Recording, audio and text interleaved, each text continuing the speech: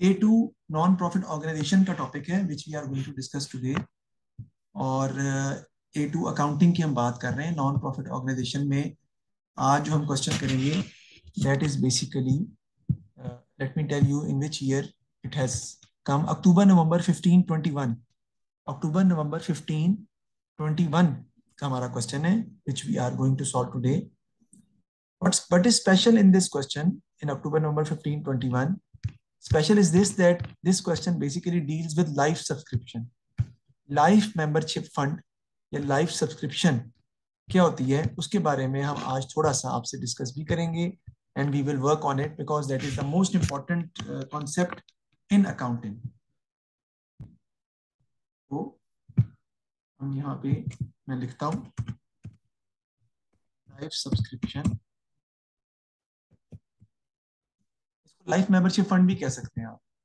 This is given by the members life of the club. जो भी members होते हैं वो क्लब में लाइफ में एक दफा देते हैं as this is the income, as this is the income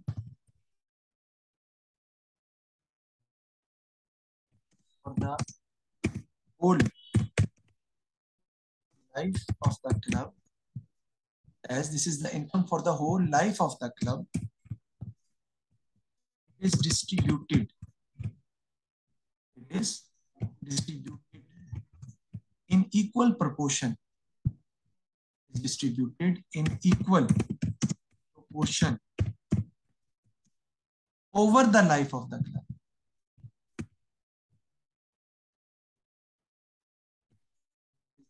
Is distributed in equal proportion over the life of the club. Let's suppose let me give you an example of this. Example उसमें हमारी क्या होगी, या example हम क्या consider करेंगे उसके अंदर। एग्जाम्पल हम लेते हैं कि सपोज करते हैं कि हमारा जो लाइफ ऑफ द क्लब में हमने सब्सक्रिप्शन जो दी है वो 10,000 की है। आपकी जो लाइफ है क्लब की, एस्टिमेटेड लाइफ क्लब की कितने साल है, 10 ईयर्स है। लाइफ सब्सक्रिप्शन जो है 10,000 को डिवाइड करेंगे 10 से, वो कितनी आ जाएगी, 1,000।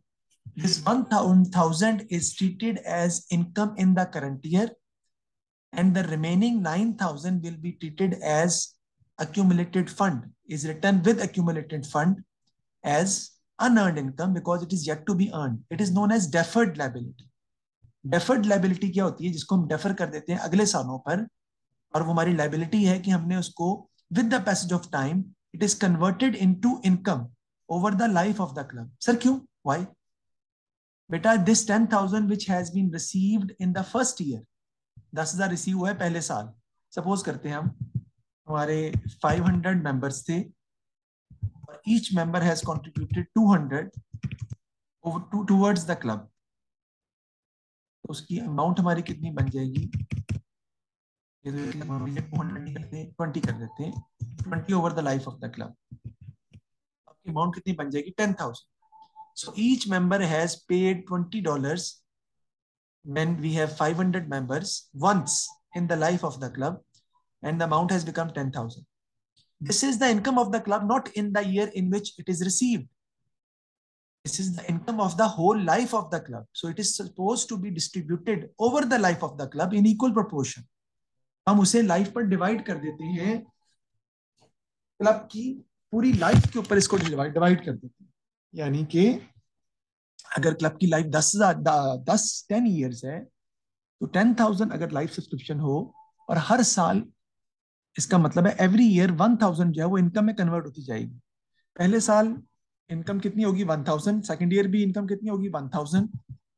लेकिन आप बैलेंस शीट में अक्यूमुलेटेड फंड के साथ लिखेंगे लाइफ सब्सक्रिप्शन, जो कि हर साल कम होती जाएगी with the passage of time. यानी पहले साल 10,000 थी, तो हम पहले साल की बैलेंस शीट में इनकम स्टेटमेंट में लिखेंगे लाइफ सब्सक्रिप्शन इनकम 1,000, और लाइफ सब्सक्रिप्शन बैलेंस शीट में कितनी आ जाएगी बेटा, 9,000, क्योंकि 1,000 इनकम में कन्वर्ट होगी। उससे अगले साल दोबारा आप इनकम में लिखेंगे लाइफ सब्सक्रिप्शन इनकम जो कि आएगी 1000, लेकिन बैलेंस शीट में कितना लिखेंगे लाइफ सब्सक्रिप्शन 8000, क्योंकि 2000 ऑलरेडी इनकम में कन्वर्ट हो चुका है। थर्ड ईयर में भी आप इनकम में कन्वर्ट करेंगे 1000 कन्वर्ट हो जाएगा इनकम में, और आपकी लाइफ सब्सक्रिप्शन जो बैलेंस शीट में एक्यूमुलेटेड फंड के साथ लिखेंगे वो रह जाएगी 7000। तो Aahista Aahista this deferred liability will be converted into income over the life of the club, right. So life subscription का ट्रीटमेंट हम क्या करते हैं, लाइफ सब्सक्रिप्शन जो है वो क्लब की लाइफ पर इनकम में कन्वर्ट की जाती है, क्लब की पूरी लाइफ पर इनकम में कन्वर्ट की जाती है।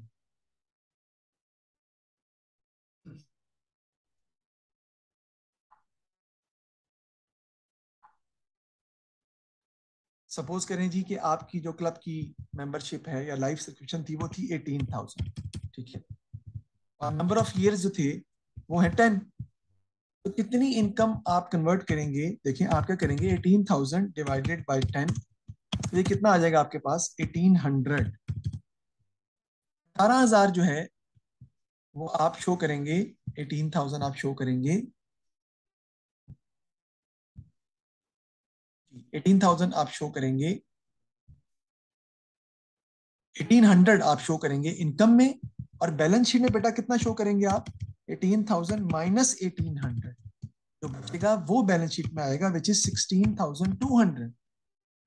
पूरी क्लब की लाइफ में with the passage of time this will be converted into income over the life of the club. Every year same amount of income will be converted, every year same amount of income will be distributed, will be transferred to the income and expenditure account in the income, but balance sheet में हम लिखते जाएंगे 1800 में से पहले साल में 1800 minus कर देंगे बिकॉज वो अब डेफर्ड लायबिलिटी नहीं रही, accumulated फंड के साथ लिखेंगे लाइफ सब्सक्रिप्शन, वो अब कम होकर कितनी हो जाएगी 16,200। अगले साल again you will write in the income and expenditure account of the club under the heading of income 1800, and accumulated fund में आप कितना लिखेंगे तब 16,200 minus 1800। तो हर साल 1800 इसमें से कम होता जाएगा, 10 साल बाद उसकी वैल्यू क्या हो जाएगी, the life subscription written in the balance sheet will become zero automatically because the whole of the life subscription will be transferred to the income and expenditure account over the life of the club। जी इसमें ईमान कोई मसला है तो बताएं, कोई problem है तो मुझे आप बता सकते हैं। ये कॉन्सेप्ट मुश्किल है इसलिए इसको समझना जरूरी है कि हमने इसको किस तरह से ट्रीट करना है। तो लाइफ सब्सक्रिप्शन का सवाल सिर्फ पेपर में न्यूमेरिकली नहीं आ जाता, लाइफ सब्सक्रिप्शन का सवाल पेपर में आपको क्वेश्चन के अंदर थ्योरेटिकल भी आ जाता है, थ्योरेटिकल के तौर पर भी आपको इसको समझना जो है वो जरूरी है और अंडरस्टैंड करना जरूरी है। तो देखते हैं अब हम आगे थोड़ा सवाल की तरफ चलते हैं, एक क्वेश्चन में हम कैसे इसको डील करेंगे। ये हमारा क्वेश्चन है आपके सामने, मैं थोड़ा इसको पढ़ता हूँ और फिर हम इसको आगे सॉल्व करते हैं। The city cricket club receipt and payment account for the year ended 30 सितंबर 2015 इज एज फॉलोज। कहता है जी कि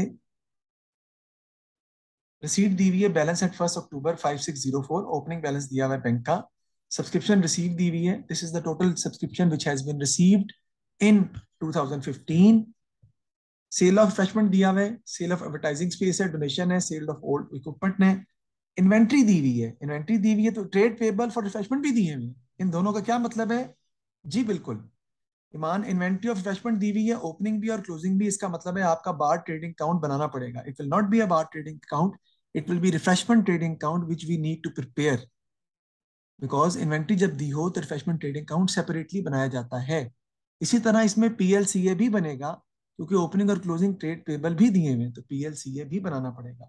सप्लायर फॉर रिफ्रेशमेंट को यहाँ पर हम ट्रीट करेंगे payment to suppliers, ground one wages है, न्यू इक्विपमेंट है, ट्रेवलिंग एक्सपेंस आपका एक्सपेंस है और रेंट भी आपका एक्सपेंस है और क्लोजिंग बैलेंस भी आपको क्वेश्चन में दिया हुआ है।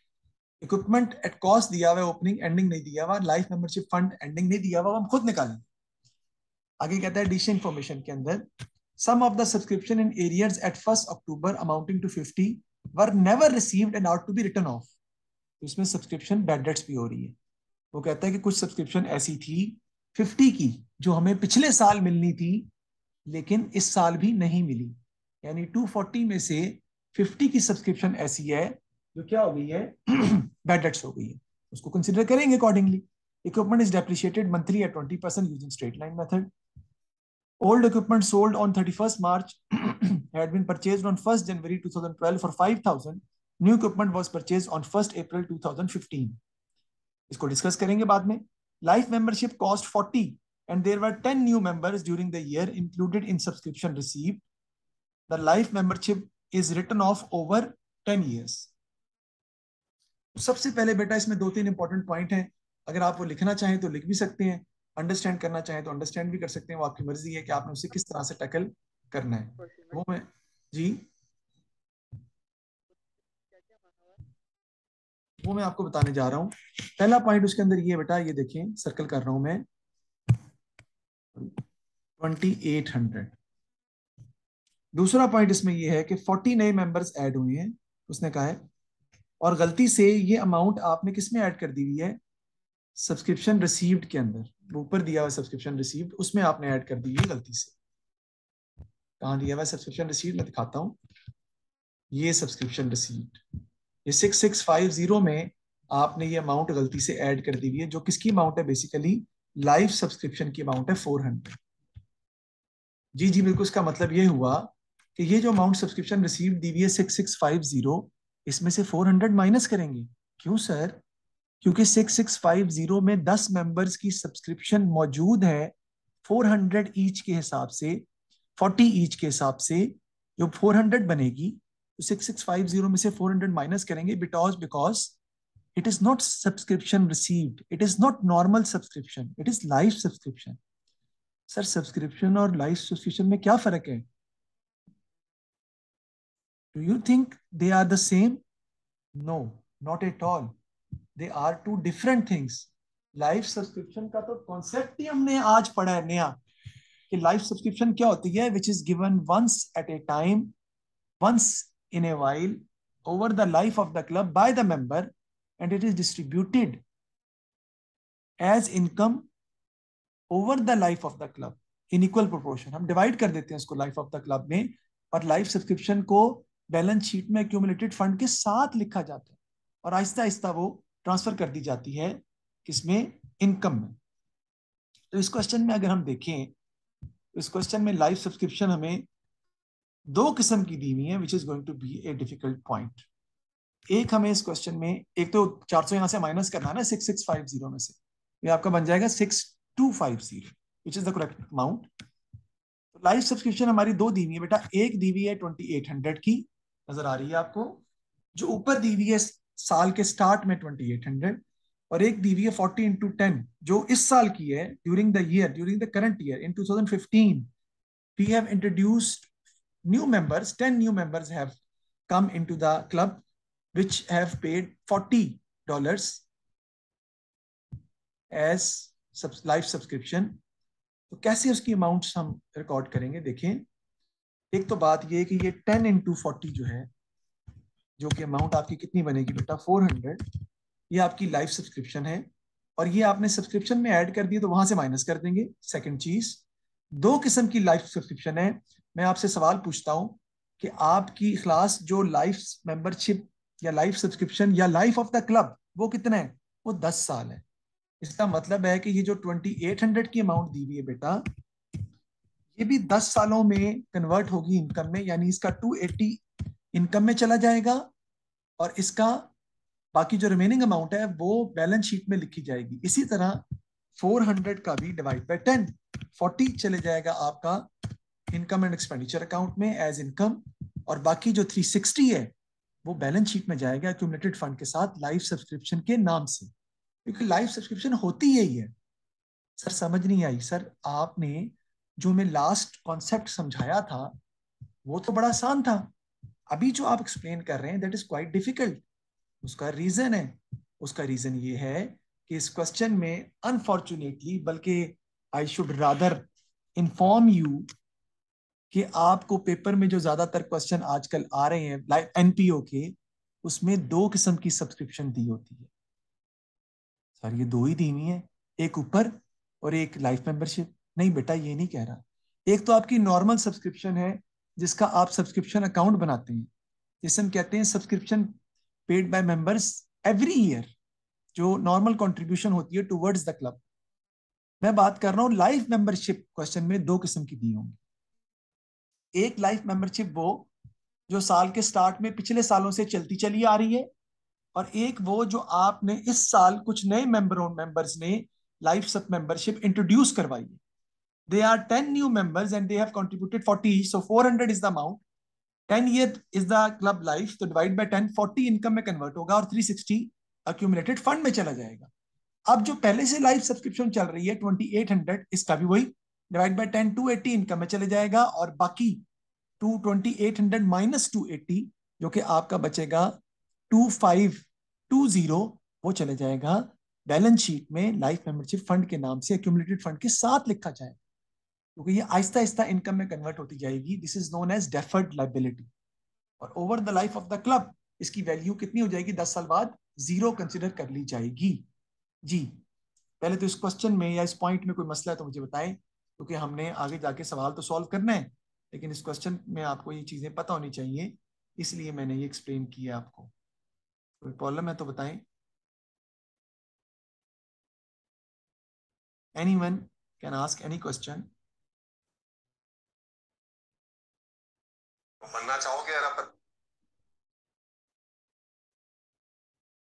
Okay, I hope that you are able to understand it. अब हम देखते हैं आगे, इस क्वेश्चन को मजीद सॉल्व करते हैं, इसको आगे कि उसने क्वेश्चन में आगे कहा क्या। Prepare the refreshment trading account, चलिए बना लेते हैं जी। ये तो हम पहले भी बनाते रहे और हमें पता है कि हमने कैसे बनाना है।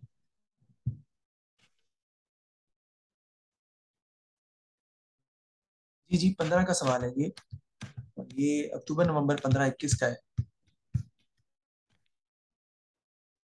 रिफ्रेशमेंट ट्रेडिंग अकाउंट में बनाता हूँ बेटा, इसको कैंसिल कर देते हैं, क्योंकि ये तो मैंने एक अंडरस्टैंडिंग एबिलिटी के लिए किया था कि लाइव सब्सक्रिप्शन को कैसे हम डील करते हैं।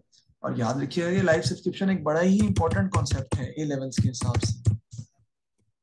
ट्रेडिंग अकाउंट हम बनाएंगे और ये आपका आ जाएगा डॉलर के साइन के हिसाब से। यहाँ पे आपकी क्या आ जाएगी? Refreshment sales. ठीक है जी, गलत हो गई, नो प्रॉब्लम। रिफ्रेशमेंट सेल्स अगर हम देखें तो हमें कितनी दी हुई है? यहाँ पे है सेल ऑफ रिफ्रेशमेंट 4430। मैंने बताया था कि हम नॉन प्रॉफिट ऑर्गेनाइजेशन में ज्यादातर सेल कैश पर ही होती है, वो क्रेडिट पर नहीं होती, तो वो हमने लिख लिया 4430। इसमें से लेस कर देंगे कॉस्ट ऑफ सेल या कॉस्ट ऑफ रिफ्रेशमेंट भी आप कह सकते हैं, one and the same thing. You can write cost of refreshment also, उससे कोई फर्क नहीं पड़ेगा। सबसे पहले आपकी इसमें क्या आ जाती है बेटा? ओपनिंग इन्वेंट्री, ऐड कर लेते हैं परचेजेस, लेस कर देते हैं इसमें से हम क्लोजिंग इन्वेंट्री। तो हम देखते हैं ओपनिंग इन्वेंट्री कैसे हम लिखेंगे। ओपनिंग इन्वेंट्री देखिए, इन्वेंट्री ऑफ रिफ्रेशमेंट कितनी दी हुई है? 770, और क्लोजिंग कितनी है? 590। I am going to write over here, opening inventory is 770 and the closing inventory is going to be 590। Purchases, बेटा परचेजेस तो हमें मालूम ही नहीं है, हमें क्या बनाना पड़ेगा? Yes you are right, we will prepare PLC, क्योंकि पीएलसी हम बनाएंगे तो ही हमारा हमें क्रेडिट परचेजेस पता चलेंगी, और क्रेडिट परचेज पता चलेंगी तो ही हम सवाल सॉल्व कर सकते हैं। तो हमें यहाँ पे पीएलसी बनाना पड़ेगा। जी बिल्कुल बेटा, ये तो आप समझ जाएं कि ए लेवल्स A2 जो है वो बड़ा टेक्निकल होता है, और विदाउट पास्ट पेपर्स, अगर आपने 10 सालों के पास्ट पेपर्स किए हुए हैं, then you can feel that you can be confident that you have done enough regarding a particular chapter. अगर आप बात करें कोर्स की, तो कोर्स कह रहा हूँ सॉरी, अगर आप बात करें कि चैप्टर हम कर लें तो उसका कोई फायदा नहीं है, क्योंकि चैप्टर के अंदर कोई ऐसी चीजें नहीं होती हैं, असल पास्ट पेपर ही होते हैं जो हमें सॉल्व करने पड़ते हैं। पेमेंट फॉर रिफ्रेशमेंट कितनी है? 2697। सर ये आपने कहाँ से ले ली बेटा? यहाँ से उठाई है। ये जो लिखा हुआ है सप्लाईज फॉर रिफ्रेशमेंट, ये बेसिकली पेमेंट टू सप्लायर ही है ना, ये पेमेंट टू ट्रेड टेबल ही है ना, 2697 का मैंने यहाँ पे रिकॉर्ड कर लिया। उसके बाद आपका इधर आ जाता है जी क्रेडिट परचेजेस,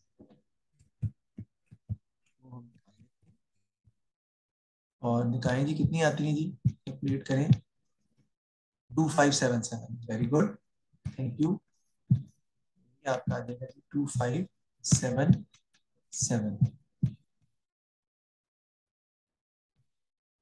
वो मैं यहाँ लिख लेता हूँ।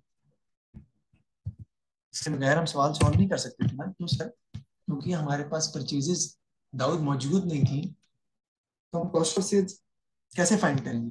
कॉस्ट ऑफ सेल्स तो निकालते ही ऐसे है ना, opening inventory plus purchases minus closing inventory. अगर परचेजेस ही मैं नहीं फाइंड करूंगा तो कॉस्ट ऑफ सेल्स कैसे फाइंड करूंगा? वो तो निकल ही नहीं सकती। तो ये मेरे पास आ जाएगी कॉस्ट ऑफ सेल्स, और फिर मैं अपना आगे सॉल्व कर लूंगा प्रॉफिट।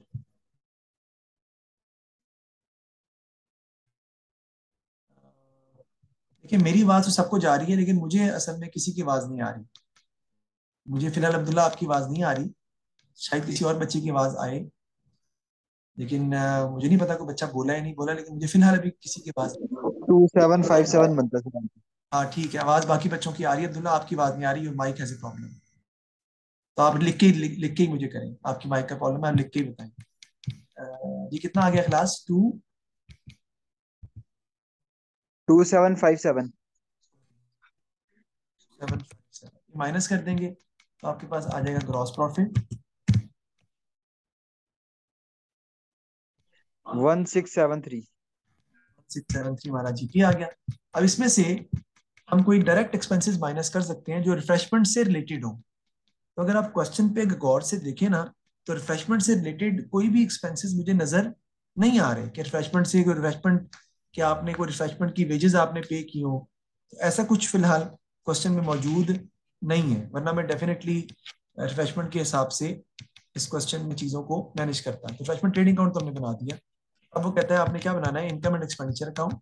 वो हम बनाते हैं, क्वेश्चन में नहीं लिखा हुआ लेकिन बनाना है आपने, क्योंकि मैंने अगले वो पेजेस लिखे नहीं ना हुए।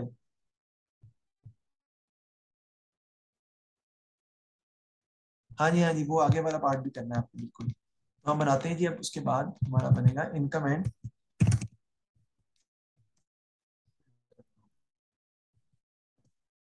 डिफरेंट नहीं है, मैंने खुद ही छोड़ा हुआ है ताकि पेजेस जो है वो एक्स्ट्रा जाया होते हैं इसके लिए। क्योंकि आपका जो पेपर है उसमें तो पेजेस आपको नहीं दिए होंगे ना क्वेश्चन पेपर में। ये P3 P4 में क्वेश्चन पेपर अलग होता है, और इंसेट जो है वो अलग होता है। इंसेट होता है जिसमें आपने लिखना होता है खुद से। सबसे पहले आपका यहाँ पे क्या आ जाएगा, रिफ्रेशमेंट ट्रेडिंग प्रॉफिट। वो जो मैंने निकाला है वो रिफ्रेशमेंट ट्रेडिंग प्रॉफिट ही कहलाएगा आपका, 1673 का। उसके बाद हम क्या बंद लिखते हैं सबसे पहले बेटा, सब्सक्रिप्शन। कौन सी वाली? लाइव वाली नहीं कह रहा मैं, नॉर्मल वाली कह रहा हूँ। चले लाइव वाली लिख लेते हैं पहले, क्योंकि खाली जो हुई थी, तो लाइव सब्सक्रिप्शन लिख लेते हैं पहले। कितनी आ जाएगी जी बेटा? एक 280 और प्लस 40, कितनी अमाउंट बन जाएगी इसकी? 320। सर समझ नहीं आई, जरा गौर कीजिएगा, अभी मैं बताता हूँ। दूसरी फिर आपकी आएगी सब्सक्रिप्शन, कौन सी वाली जो नॉर्मली आप रिकॉर्ड करते हैं, इसको देखें जरा। तो बाद में हमारे पास 2800 की सब्सक्रिप्शन, लाइफ सब्सक्रिप्शन पहले से मौजूद थी, उसको आपने कन्वर्ट किया 10 सालों में, तो 280 आपके इनकम में कन्वर्ट होगा, और हर साल इनकम में कन्वर्ट होगा।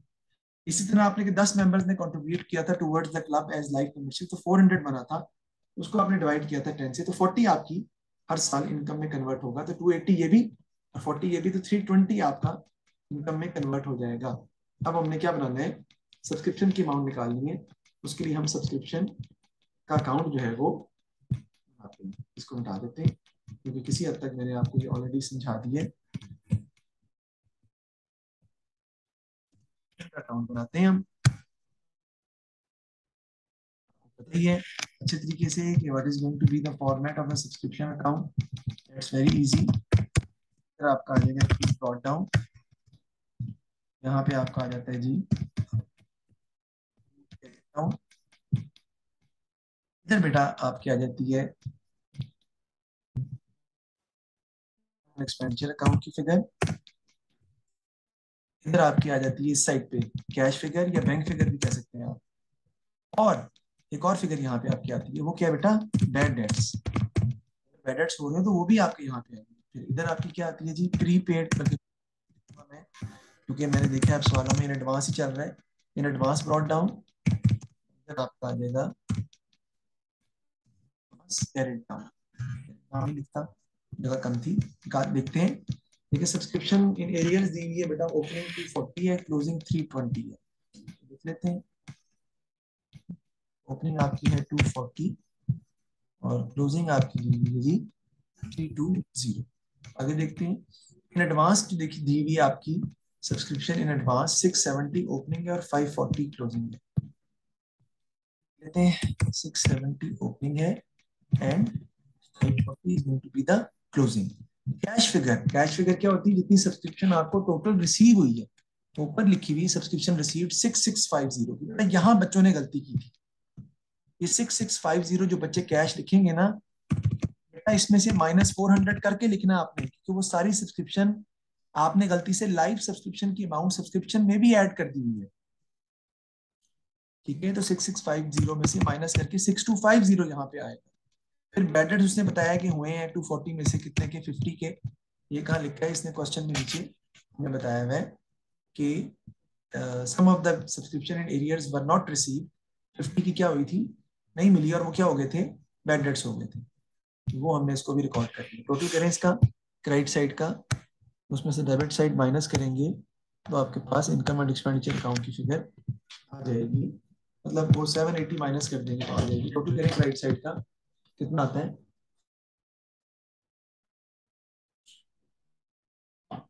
है ना जी? टोटल क्रेडिट साइड कितना आता है बताएं?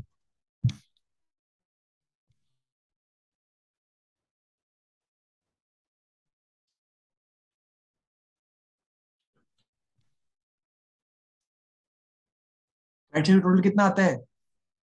एनीवन? खाली क्लास निकल गया क्लास से तो वो बता रहा था पहले। 670 करता हूँ फिर, प्लस 6250 प्लस 50 है और प्लस 320 है। 7290 आपका टोटल आता है जी। भी आपका आ जाएगा जी 7290। आपकी income and expenditure account figure क्या है, वो कितनी आ जाएगी? हाँ जी, वो तो हो गया यार। Income and expenditure account figure कितनी आ जाएगी? 7290 में से हम माइनस कर देंगे 780, 6510 आपका निकल आएगा। इनकम एंड एक्सपेंडिचर अकाउंट की फिगर यहाँ लिख देंगे हम। सब्सक्रिप्शन है हमारी 6510। और देखते हैं कोई इनकम है जी? बिल्कुल, डोनेशन थे आपके बेटा, वो आ जाएंगे। डोनेशन को हम रिकॉर्ड करते हैं। डोनेशन कितने के दिए हुए हैं? डोनेशन आपको दिए हुए यहाँ पे लिखा हुआ डोनेशन 770 के हैं, वो लिखेंगे इनकम में। जी जी, डोनेशन भी अगर स्पेसिफिक पर्पस के लिए लिए हो ना आपने, अगर डोनेशन आपने स्पेसिफिक पर्पस के लिए लिए हो तो तब भी आप उसको फिर बैलेंस शीट में लिखते हैं, लेकिन यहाँ पे स्पेसिफिक पर्पस नहीं है, इसलिए डोनेशन आप लिखेंगे इनकम्स के अंदर। और कोई इनकम देखते हैं जहाँ जी बिल्कुल लिखी हुई, देखें सेल ऑफ एडवर्टाइजिंग स्पेस है 2600, ये लिखा हुआ है। तो ये भी आपकी इनकम में रिकॉर्ड कर लिया जाएगा। Sale of advertising space.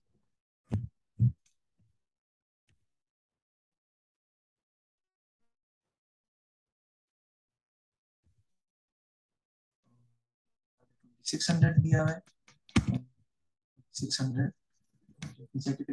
जी। अच्छा जी, उसके बाद हम अगर देखें क्वेश्चन में, और जो इनकम्स के तौर पे हम रिकॉर्ड करना चाहेंगे, इक्विपमेंट की बात कर लेते हैं जो हमने बेचा है। हो सकता है इक्विपमेंट जो बेचा है आपने उस पर प्रॉफिट हो रहा हो। कितने का इक्विपमेंट बिका है आपका? 1500 का आपका इक्विपमेंट सेल हुआ है। सर कहाँ लिखा हुआ है बेटा? ये लिखा हुआ है 1500 ऊपर टॉप पे, यहाँ पे 1500 का इक्विपमेंट जो आपने बेचा है वो बिका 1500 का है। और आपने उसे परचेज कब किया था? Old equipment sold on 31 March को आपने बेचा है। Had been purchase on 1 January 2012 for 5000। 12 में आपने परचेज किया था, ठीक है, 5000 का। तो डेप्रिसिएशन रेट हमारा कितना है वो देख लें जरा। 1500 का बिका है और डेप्रिसिएशन रेट ऊपर लिखा हुआ है 20% है, मंथली बेसिस है। ठीक है जी। तो 1500 का आपने सेल किया है, 5000 का आपने किया था परचेज। देखते हैं इसको हम यहाँ ले लेते हैं ना। 5000 पे सबसे पहले डेप्रिसिएशन की होगी बेटा 2012 की। कितनी? 5000 पे कितने परसेंट? 1 जनवरी है ना, 10%। कितने मंथ की आएगी अगर आप गौर करें? सितंबर में हमारा साल खत्म हो जाता है बेटा। अगर आपने ईमान जनवरी में परचेज किया है तो आप डेप्रिसिएशन कितने मंथ की लेंगे 2012 में? पहले साल जनवरी, फरवरी, मार्च, अप्रैल, मई, जून, जुलाई, अगस्त, सितंबर, 9 मंथ्स की। तो 5000 into 10% into 9/12, this is going to be the depreciation for 2012। कितनी आती है बताएं? डेप्रिसिएशन निकालेंगे किसकी? 2013 की। और वो 5000 पे 10%, क्योंकि स्ट्रेट लाइन मेथड है तो कॉस्ट भी निकालनी है आपने, वो पूरे साल की आएगी 500। लेकिन ये जो 9/12 के हिसाब से आपको फाइंड करनी पड़ेगी,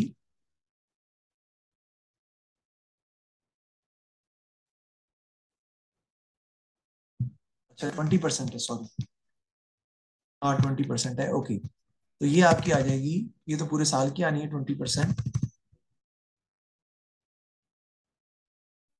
ये आपकी कितनी आ जाएगी? 1000।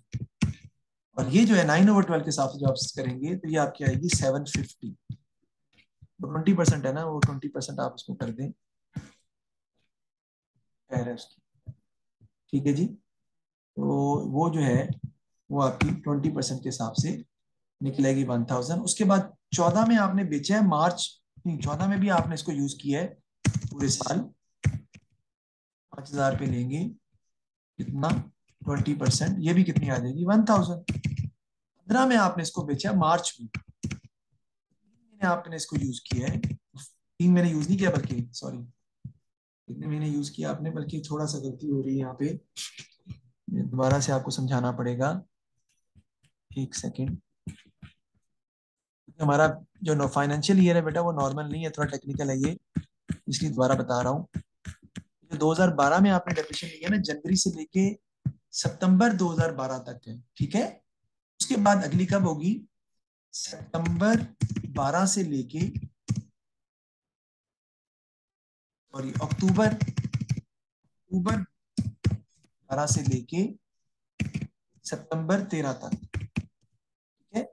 वो आपकी आ जाएगी 5000 पे, पूरे साल की 1000।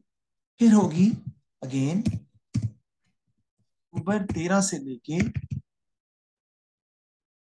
सितंबर 14 तक, और ये भी आपकी पूरे साल की आ जाएगी कितनी? 1000। दोबारा से सुन लें इसको। जनवरी से लेकर 1 जनवरी 2012 से लेकर आपने 30 सितंबर 2012 तक एसेट को इस्तेमाल किया, तो उस पर डेप्रिसिएशन ली 9 मंथ्स की, 750 आ गई। फिर 12 से 13 की पूरे साल की, और फिर 13 से 14 की पूरे साल। बेचा आपने उसको कब है? देखिए दोबारा, बेचा आपने उसे कब है? 31 मार्च को। तो सितंबर के बाद आपने दोबारा उसे यूज किया कब?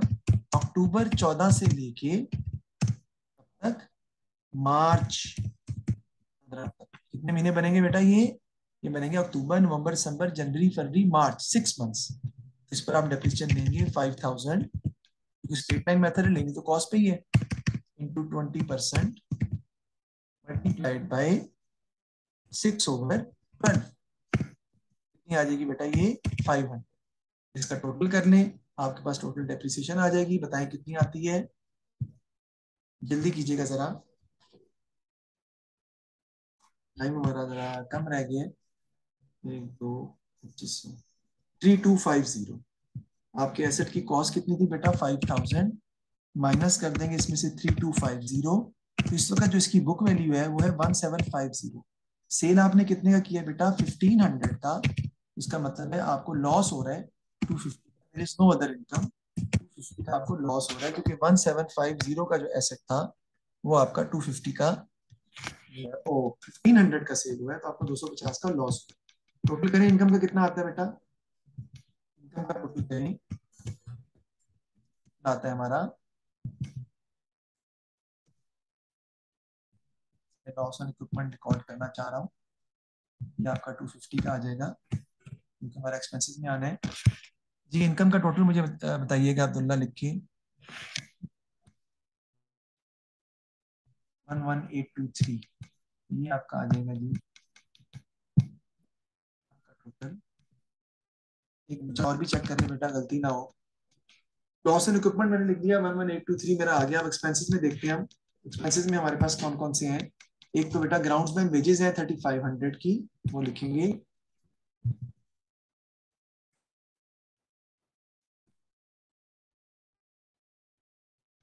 ग्राउंडमैन वेजेस है 3500 की, वो आ जाएंगी। उसके बाद टीम ट्रेवलिंग एक्सपेंस है, टीम ट्रेवलिंग है एक्सपेंस है आपका, वो लिखेंगे हम। वो देखें कितने का है। टीम ट्रेवलिंग एक्सपेंस 942 का है, वो आ जाएगा आपका। जी बिल्कुल, हम इसका अकाउंट बनाते हैं अगर ओपनिंग क्लोजिंग दिया होता है किसी एक्सपेंस या इनकम का। तो किसी एक्सपेंस या इनकम का ओपनिंग क्लोजिंग फिलहाल क्वेश्चन में मौजूद नहीं था। रेंट ऑफ द ग्राउंड आ जाएगा 4500।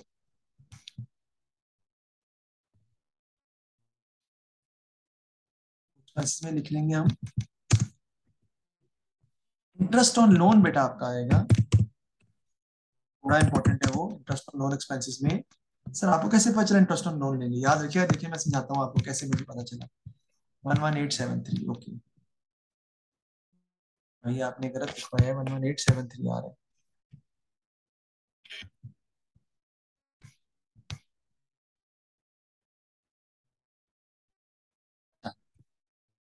इंटरेस्ट ऑन लोन इस तरह आ रहा है, देखिए 5000 का लोन था और वो 5000 का लोन हमने साल के एंड भी मौजूद है, इसका मतलब पूरा साल आपने लोन इस्तेमाल किया है, आपको उस पर इंटरेस्ट भी पे करना पड़ेगा 5%।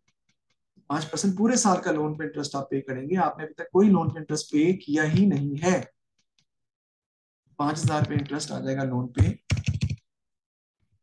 कितने परसेंट था, 5%, कितना आ जाएगा आपके पास 250, साल का यही आता है जी। अब अगर कुछ पे किया होता तो फिर हम वो भी रिकॉर्ड करते। फिर आपका आ जाएगा जी depreciation on equipment, also technical point. Depreciation on equipment अगर आप देखें तो नया एसेट जो आपने खरीदा है ना, नया इक्विपमेंट परचेज किया 3600 का, ये कब परचेज किया आपने, 20% डेप्शन है ना इसके ऊपर, ये आपने परचेज किया 1 अप्रैल को। इस पर डेप्शन कितनी होगी, अप्रैल मई जून जुलाई अगस्त सितंबर, इस पर 6 माह की डेप्रिसिएशन होगी। क्यों, क्योंकि आपने इसको अप्रैल के बाद यूज किया, तो इस पर डेप्रिसिएशन आपकी आएगी 3600 पे 20% मल्टीप्लाई बाय 6/12, जो भी जितनी भी आती है बताएं कितनी आती है। और दूसरा जो एसेट आपके पास पहले से पड़ा हुआ है इक्विपमेंट, ये 10,700 का, इस पर भी आपको डेप्रिसिएशन लेनी है। उस पर 4,800 डेप्रिसिएशन पहले हो चुकी है, 10,700 में से आप 4,800 माइनस करेंगे पहले। क्या करेंगे पहले देखें, 10,700 में से माइनस करेंगे जो एसेट आपने बेच दी है, उसकी कॉस्ट कितनी है 5,000, बाकी कितना बच जाएगा ये 5,700। इस पे लेंगे कितने परसेंट, 20% एप्रिसिएशन।